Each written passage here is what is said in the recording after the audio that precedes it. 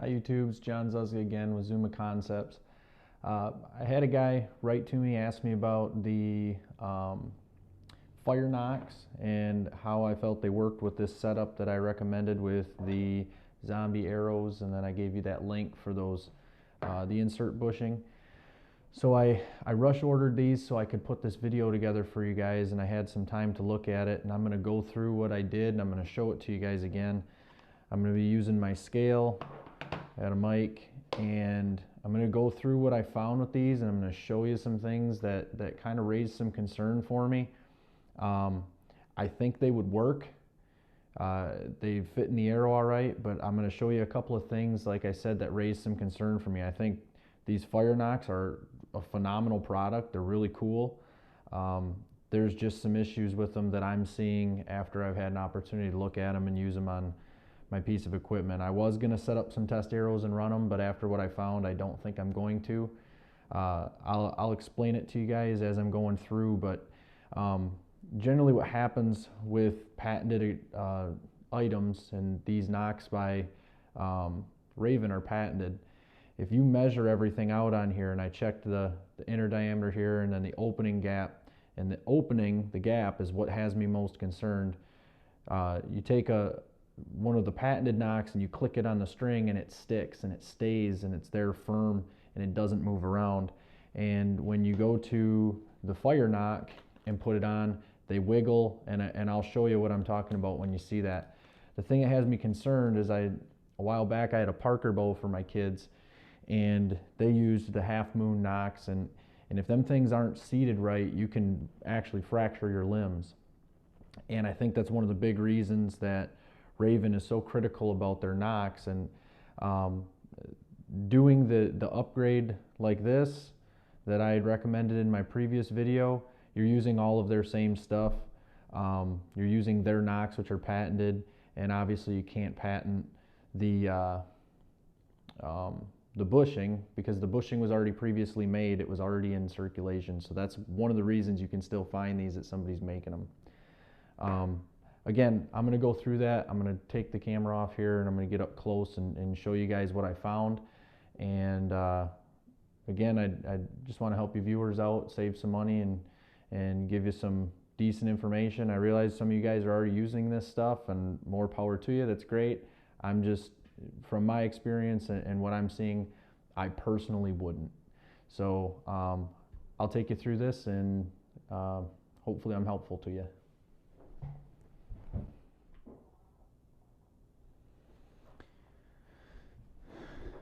So the first thing I did is I took one of my setup, and this is the Luminoc that's in there with the bushing, the aftermarket bushing I showed you guys. This is one of those zombie slayer arrows, and I took this out so that I could start by weighing it. I wanted to see what the weight ratio was between the two. Not that it has a huge impact. If you're going to use the Firenocks, you're good to go. I mean, you can just make sure you're practicing with your Firenocks and all your weights are the same. But what I did is I took and I wanted to weigh the Luminoc, and then I also added in the bushing so that I could get a good idea if they're going to be the same. And what this was going to help me with is make sure that if they were the same, I wouldn't have to change much of my setup on my bow to make sure that I could maintain the accuracy. Which, as you see here, it's 34 grains. And then you take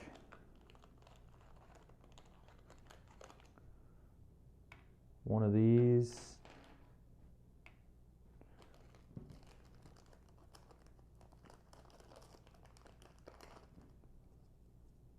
one of these batteries,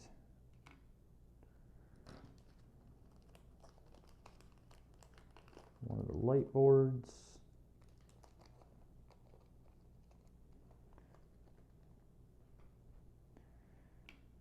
and this is before the stop. So if you add in the stop, which is this little piece,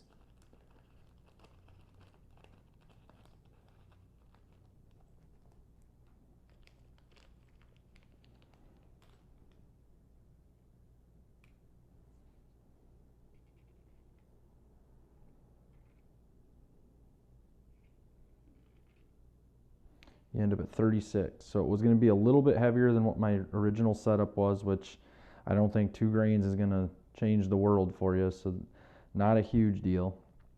So the next thing that I did is I wanted to see how tight this fit in comparison to the setup that I showed you in my earlier video. So I'm going to show you pushing this in. Gets pretty stiff at the back there, which is good. You want it to mimic the same. And it's pretty tight. That's about the pressure it takes to pull it out. I don't know if you noticed before, but to get this ZUMA in and out, it's quite a bit more. The pressure to put it in is a lot more. It's stiff at an earlier spot. And then taking it out takes quite a bit more pressure.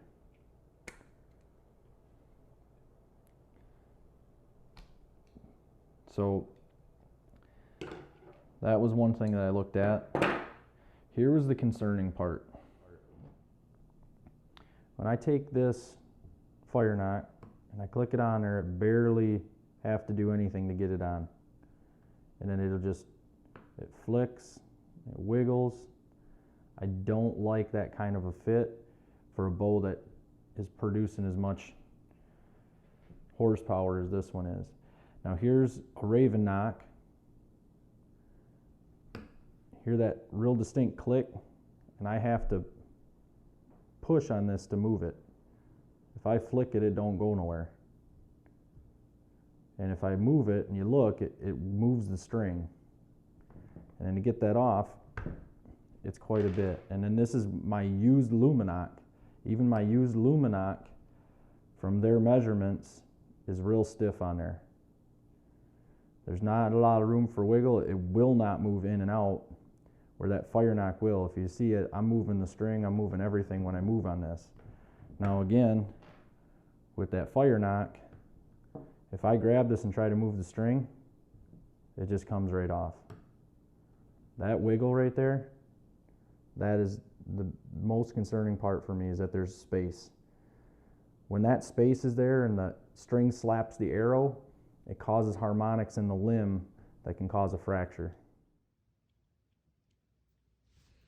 All right, so here's where I think they get around the patent issue. I'll go through some dimensions with you with this. This is inside, say, the throat. This is going to be like where your string dimension is. You got 0.134. That's on the Ravin ZUMA, the Ravin standard knock, down in that same throat. You got 0.133.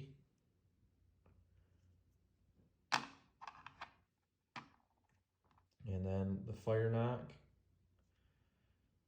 yeah, 0.135, so it's a little bit bigger, but not much.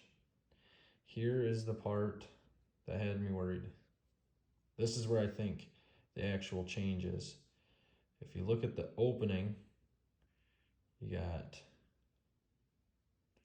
0.123.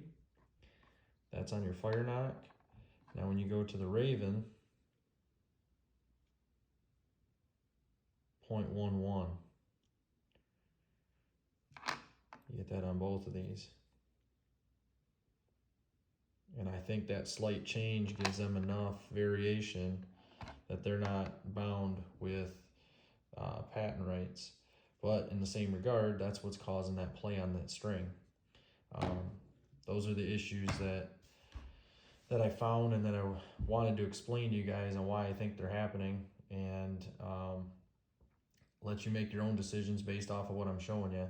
Like I said, I won't use it, but if you guys are comfortable with those variations, more power to you.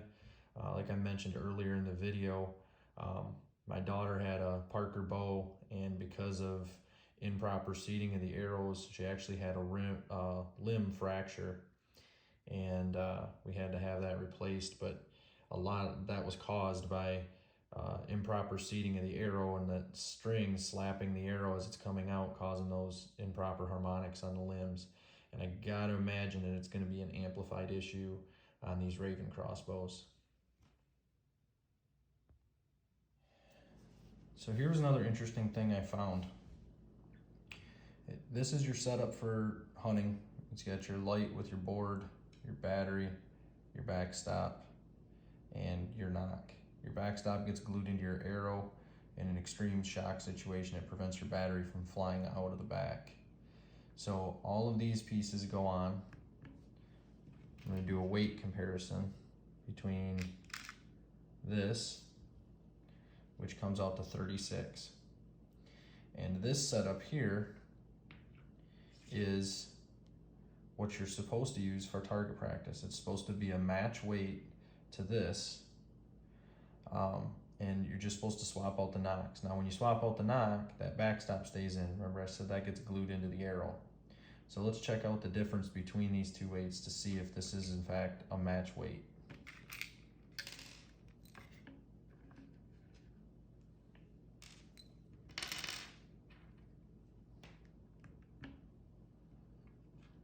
We were at 36 before. Now we're at 34. So there's a 2 grain difference. Don't know if it's a massive enough difference or enough of a difference to impact your accuracy. It's enough of a difference I thought it was worth mentioning to you. I would make some corrections to get the weights identical for my own equipment, but it's up to you guys. I don't know how critical you are with yours. That was the last thing I really wanted to show you. I hope you get some value out of this information I gave and put together for you guys. Sorry I'm not doing a test on me shooting these Firenock setups in the Ravin. Again, I think Firenock is an absolutely awesome setup. I really like the way it turns on and off by bumping the back of the arrow. They're a lot easier to use than a Luminock. I just have some concerns with the way that knock fits. I think that you have a lot stronger, more reliable system when you stick with the one that mimics and the OEM setup that Ravin has. So that's my input. You know, you guys are free to make your own choices. Take the information I gave you and make the best decision you can, and be safe out there and have a great season.